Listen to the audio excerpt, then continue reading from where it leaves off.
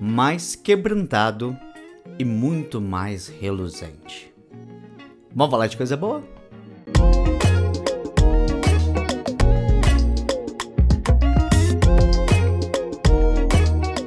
A paz de Cristo, meus amigos, eu Shadaianos, que alegria tê-los aqui novamente. Olha o que eu quero mostrar para vocês hoje aqui, ó. Essa obra fantástica de Matt Chandler e alguns dos seus amigos, Alegria no Sofrimento, como uma igreja próspera e seu pastor aprenderam a sofrer bem. Um livro único, um livro fenomenal. Pra você ter ideia, deixa eu ler aqui rapidinho um pouco da sinopse. Ficamos imaginando como será lidar com os dias de dor e sofrimento. Pensamos como será oferecer ajuda àqueles que estão passando pelas aflições dessa vida. Mas todos nós temos uma pergunta em comum. Como o sofrimento se encaixa no caráter e nos propósitos de Deus? Sendo um jovem pastor, Matt Chandler sabia que precisava aprender a ajudar pessoas feridas e sofrendo.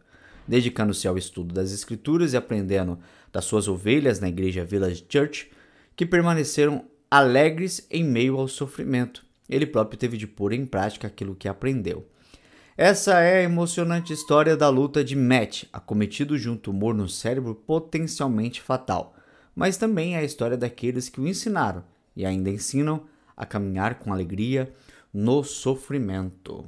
Fenomenal, né? Fenomenal. Eu abri o vídeo aí com o título de um dos capítulos, mais quebrantado e muito mais reluzente. Vou compartilhar um pouquinho da história dessa pessoa com vocês, né? Mas primeiro eu vou mostrar para vocês como que é dividido esse livro, fechou? Mas antes, faz o seguinte, clica aí no inscrever-se. Meu amigo, você não clicou ainda no inscrever-se? Clica no inscrever-se, clica na sineta, dá aquele like que aquece o nosso coração, deixe sempre seu comentário, o que tá achando do nosso conteúdo, pra gente ter um feedback, pra gente apresentar um conteúdo cada vez melhor. Isso é muito importante pra gente, combinado? Fechou? Olha, essa aqui é uma obra, né, da editora Trinitas, com 274 páginas. Como eu disse, é um livro com vários contribuintes, é um livro de um autor só. Tem aqui os capítulos do Matt, mas também tem os capítulos dos amigos, né, dessas pessoas da sua igreja, que passaram por momentos difíceis e encontraram comunhão com Deus, encontraram alegria, encontraram graça em meio ao sofrimento. Cada um conta a sua história e a sua experiência. O sumário, né, ele tem a sua divisão aqui, que é dessa forma aqui. Mas o que eu vou fazer? Eu vou ler o título de cada capítulo no próprio capítulo, porque ele vem com um subtítulo. E aí com o subtítulo você entende melhor do que se trata esse capítulo, porque no sumário não tem. Aqui o primeiro vem sem respostas, é de Matt Chandler mesmo. E o subtítulo é Alegria no Sofrimento de pastorear uma igreja sofredora. O capítulo 2, que é o capítulo A Beleza nas Ondas, Alegria no Sofrimento de um filho adolescente que se acidentou. O Tesouro Escondido em um Coração Machucado, Alegria no Sofrimento, que é testemunhar a morte da própria esposa. Capítulo 4, Nós a Chamamos de Kate, Alegria no Sofrimento de uma filha natimorta. Eu sei, compreendo, estou aqui. Alegria no Sofrimento de uma família quebrada e ossos quebradiços. Apegando-se à vida, alegria no sofrimento da ansiedade, do vício, da overdose e do luto. Chorando nos braços do pai, alegria no sofrimento de experimentar a morte do próprio filho de um ano. Não precisa ter medo, alegria no sofrimento do caos familiar, da doença e da morte. Mais quebrantado, muito mais reluzente, alegria no sofrimento de doenças letais. De alguma forma, isso é o suficiente. Alegria no sofrimento de um aborto espontâneo e da ausência de filhos. Ele chorou comigo, alegria no sofrimento do tumor cerebral do meu marido. Esse é o capítulo da esposa de Matt Chandler. E por fim aqui, nós temos o próprio testemunho do Chandler. A cirurgia do espírito, alegria no sofrimento de um tumor cerebral. É assim que é dividida esta obra forte, mas que nos traz muita esperança, nos traz consolo, né? Como Paulo ele fala lá na segunda carta aos Coríntios, o meu sofrimento ele tem o objetivo de ensinar vocês a encontrar consolo em meio ao sofrimento. Olha que doido, eu sofro para quando vocês sofrerem, vocês também encontrarem consolo. Acho que esse é o propósito desta obra. O capítulo que eu abri aqui o vídeo falando, mais quebrantado e muito mais reluzente, é a história, que eu vou passar assim rasteiramente, tá? É a história de Jonathan Woodliff. Ele foi diagnosticado aos 13 anos com lúpus, uma doença autoimune, né? E ele começa a contar aqui todo o seu trajeto, todo o seu sofrimento, desde os 13 anos. Antes dos 18 anos, ele já não tinha mais os rins. Fez 6 anos de... Como é que chama? Diálise, né? Diálise. 6 anos de diálise. Até conseguiu fazer o transplante de rim.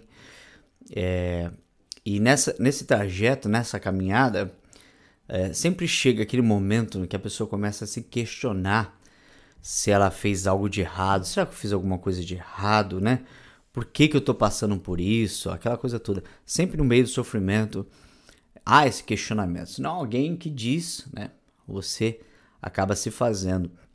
E aqui ele fala o seguinte: as escrituras ensinam a graça e não o karma. O karma diz, pecou, pagou. A graça diz, é você quem peca, mas Deus que pagou a dívida. Logo, se compreendemos as escrituras, entendemos que, fosse o karma governar, experimentaríamos coisas ainda piores. Já a escritura, por sua vez, nos ensina, porque a graça vence. Em Cristo podemos, em um dia, desfrutaremos coisas maiores e melhores. Mas, por enquanto, vivemos num mundo maculado, onde as coisas não são como deveriam. Coisas ruins acontecem, isso é horrível. Por vezes, tempos ruins passam por pessoas fazendo coisas boas e vice-versa, né? Então, aqui ele conta que karma não existe, coisas ruins acontecem deste mundo. A gente tem que entender isso. E aí ele vai falando que depois de passar pela cirurgia, aquela coisa toda, já estavam funcionando os rins, já estavam funcionando bem, aquela coisa toda, ele conhece uma garota que ele começa a gostar dessa garota. Só que ele ainda não está preparado para contar tudo que ele passou, o corpo cheio de marcas, né? Cheio de cicatrizes. Ele sabe porque a quimioterapia diminui a possibilidade dele ter filhos. Os medicamentos que ele toma aumenta a possibilidade dele ter diabetes, ter câncer, etc e tal. Então é um corpo muito fragilizado, muito vulnerável. E aí ele conta que quando ele se preparou, quando ele estava pronto para contar para essa garota toda a sua história, ele escreve o seguinte, isso aqui é fantástico. Quando consegui contar minha história, Kathleen me chocou ao dizer que não estava surpresa. Ela disse que viu em mim uma compaixão por pessoas que a fizeram sentir que Deus havia me moldado. Olha que doido, olha que doido. Ele falou que nunca tinha pensado nisso, mas ela percebeu nele, no comportamento dele, uma compaixão fantástica, que só poderia ter sido fruto da obra de Deus na vida dele, por essa experiência, Aqui ele finaliza o capítulo aqui, ó, não vai te prejudicar de você ler a história dele, que a história dele tem muito mais coisas aqui do que eu estou compartilhando com vocês. Mas ele finaliza o seguinte: a cruz de Jesus foi temporária e nosso fardo também será. E quando Jesus se levantou de sua tumba, ele se levantou fisicamente um corpo que ainda carregava cicatrizes do seu sofrimento. Suas cicatrizes nos lembram de que ele sabe como é e como se preocupa o suficiente para fazer algo em relação a isso. Um dia não haverá mais lágrimas nem dor, não haverá mais morte, não haverá mais luto, não haverá mais problemas de rim, tudo feito novo por aquelas mãos perfuradas por pregos. Top, fantástico, extraordinário. E se você se interessou, aqui embaixo tem um link para você comprar, ou aponte sua câmera para o QR Code que está aqui do lado, com um cupom de desconto, meu amigo.